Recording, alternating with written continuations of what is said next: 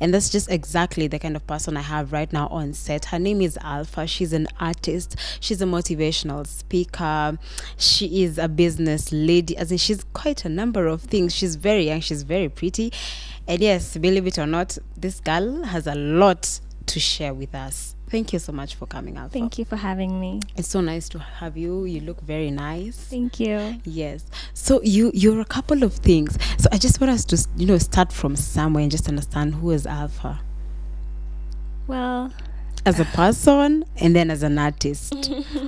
well, Alpha is not really a person. I try to differentiate between Catherine and Alpha. Catherine is more of like a really, really shy person. Oh. Whereas Alpha is more of like the businesswoman who wants to go get everything that she wants.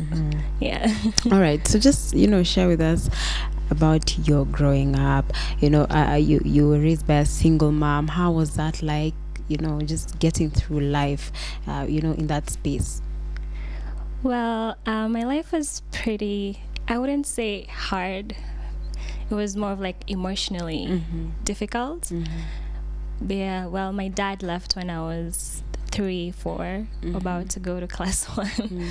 And then my mom left to go to South Africa when I was heading to class 2. So I lived with my grandma for 3 years. And then afterwards, from class 5 to class 8, I went to boarding school in Kerugoya. But my mom relocated to South Africa to give me a better life. Yeah. So I didn't see her for almost 2 years, never had any contact with her. And then as she got her feet up, we would see each other more often. Sometimes I would go to South Africa, and then sometimes she would come here. Yeah. And then after I finished class 8, she got remarried and we moved to Canada.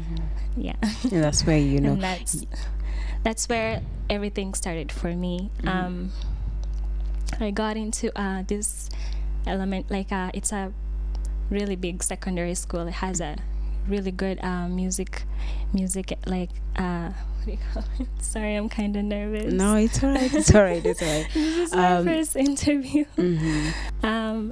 It's a big musical school. It's a big opportunity.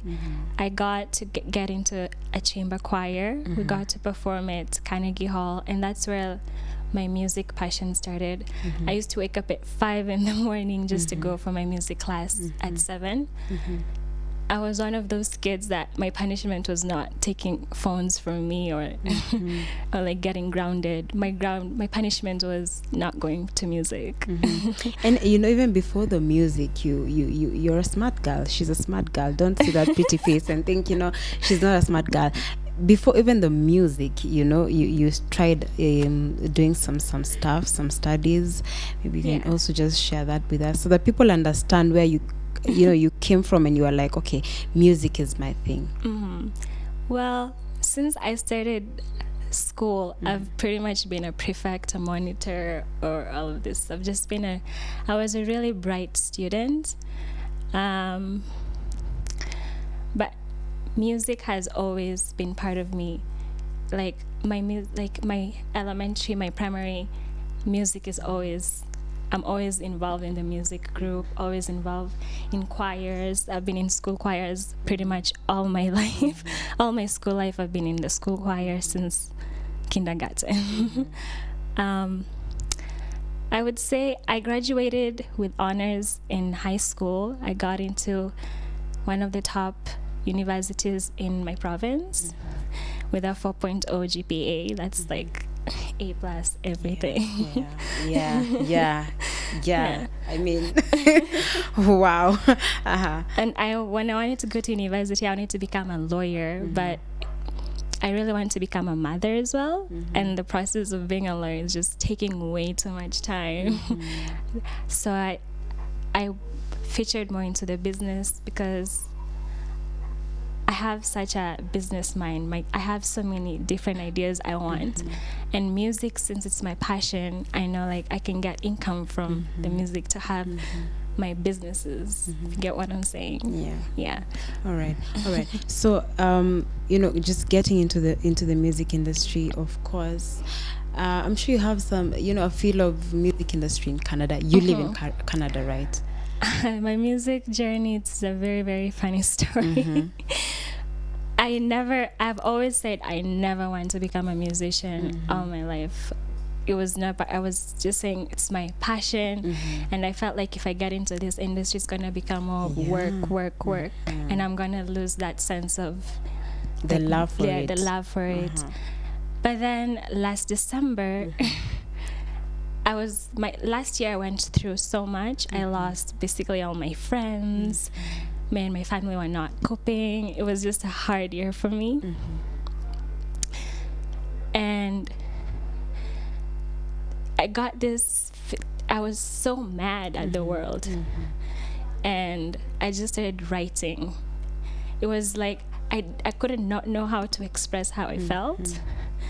And people always tell me to write what I feel, but I just like, no, it's not necessary. So I started writing how I feel.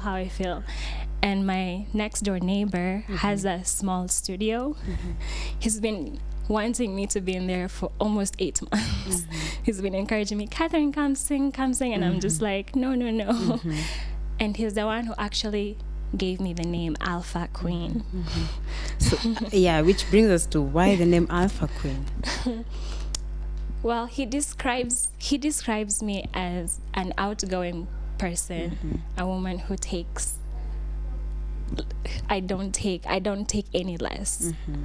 Everything that I want, it has to be like the top. I'm just more of like an alpha female. Outside, when I'm with my close friends, I'm so timid.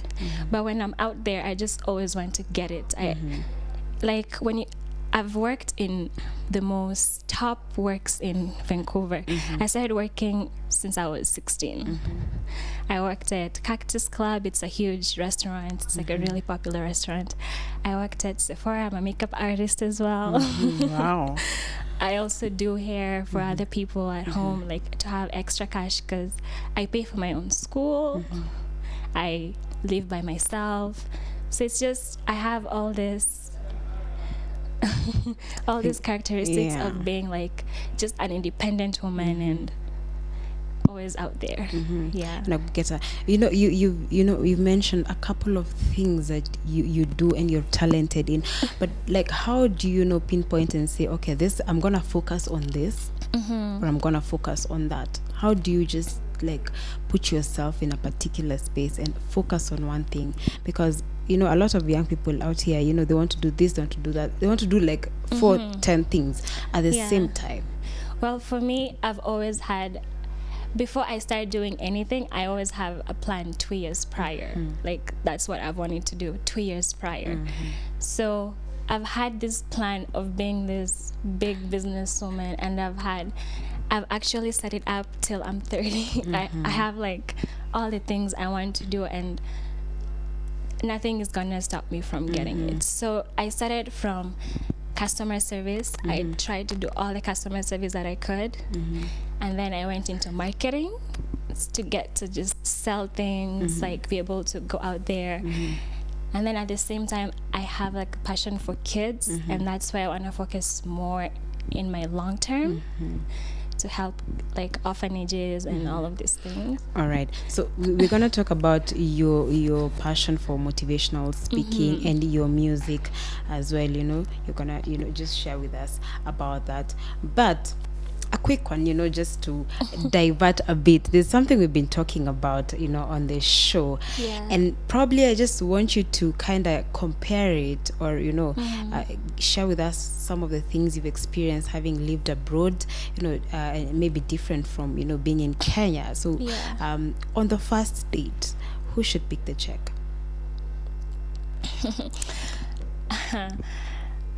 The first date, who should pay the check?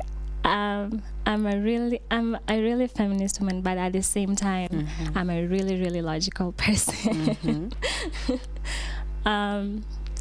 We say that I feel like as women, sometimes we're really, really hypocritical. We expect men to change for us, but we don't do it for them. Like we expect them to change in our generation for us not to be cooking, not to be doing all of these things, and that was being done traditionally, right? Yeah. And they're asking us the same thing. It's supposed to be traditional too. So if we want to stick to the tradition, then they want to stick to the tradition. And then if you want to upgrade, then let's all upgrade. So in our generation, when it comes to who picks up the check, it doesn't really matter whether it's the guy or the woman. Whoever is able to do it, They should do do it. it. Did you talk? What do you think? I mean, I'm still for the guy should. I'm still kind of old school, so I'm like, the guy should pick the check on the first date at least, and then from there, we can share. Yeah, the deal makes sense. Uh-huh. On the first date, ubaya kwa amekulipia. Lakini vile tunasema pia anyone anaweza, si ati dem akichukua kutakuwa na any issue ama itamaanisha ameandamaniwa or something. No.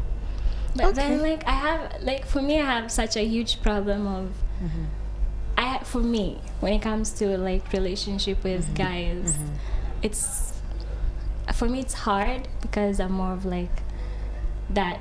I'm not old school at all, so it's like I want to be in power as well, and a lot of men don't take that lightly. Yeah. It's more of them being in power. So it's for me, if I want to pick up the paycheck, and most of the time it makes a man like feel a little bit Exactly down, right? Yeah. And it creates actually like a different vibe when you're actually starting to date. It becomes more of like the man turns into to be like a timid guy, like he's shy, he's doing everything you want, and it's more of like they just don't know how to balance it out. Yeah, we definitely have to find that balance.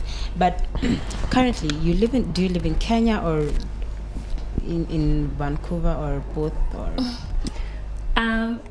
for us, we have our semesters go like September to December, that's one semester, and then January to March, that's another semester. So you're here sometimes and then sometimes you're there. No. And then so we have this summer period. I'm off school for 5 months. And funny enough, when I was 9, when Tusker Project Fame started, I said I'm gonna come back. Whatever happens, I'm gonna come back to Kenya when I'm 22 to start to go and audition for it and start doing music. But that was just me saying it. But then look at me now. Yeah. So just also share with us, your dreams about motivational speaking. Who would you want, to get your message? Who would you want to impact your life? And what exactly do you want to share with them? I really want to get to the youth more of achieving their dreams as early as they can. More of like balancing school and still achieving and still doing something that you love.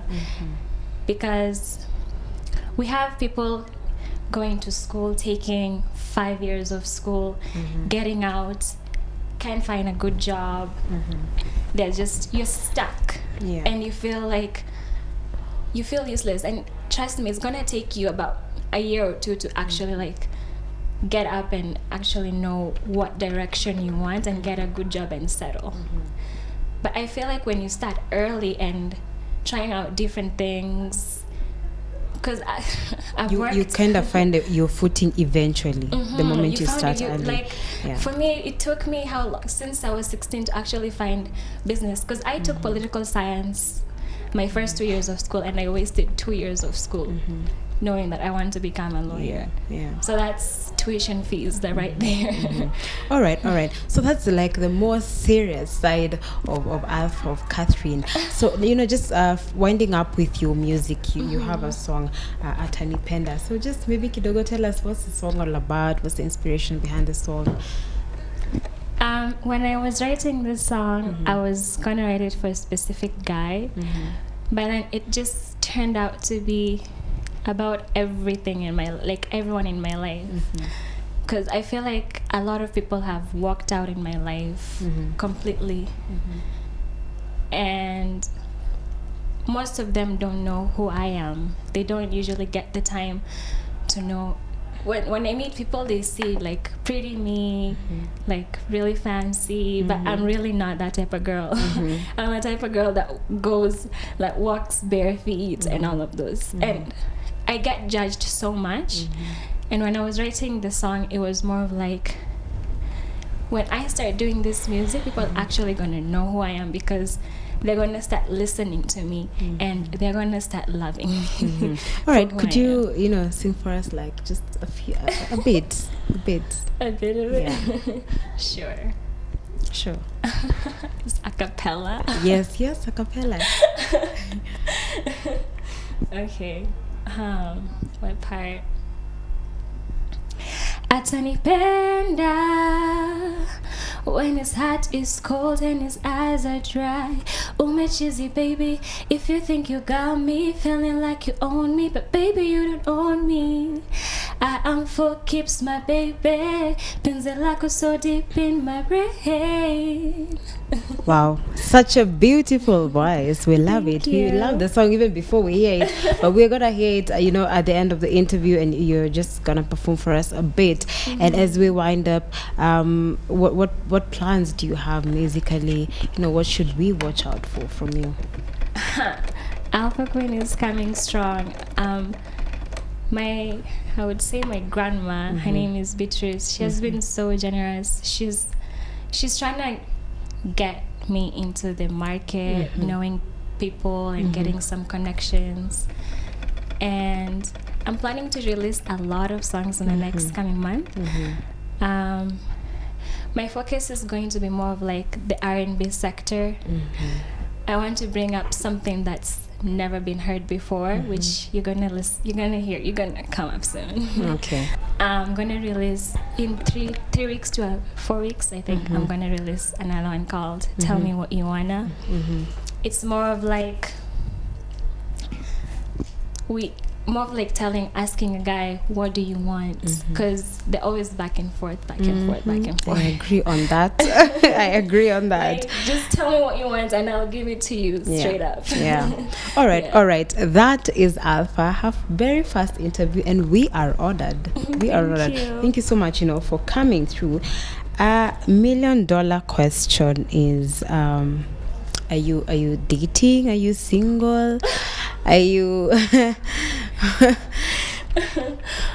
I would say wanaume wamenichosha sahi. Okay, wanaume wamekuchosha sahi. I'm like so done for now. She's done for now. I'm focusing on music and getting money, and that's gonna be me in the next 1 year. So please don't be in my DMs. All right. So apparently someone else is telling me that they're also focusing on music and they're single.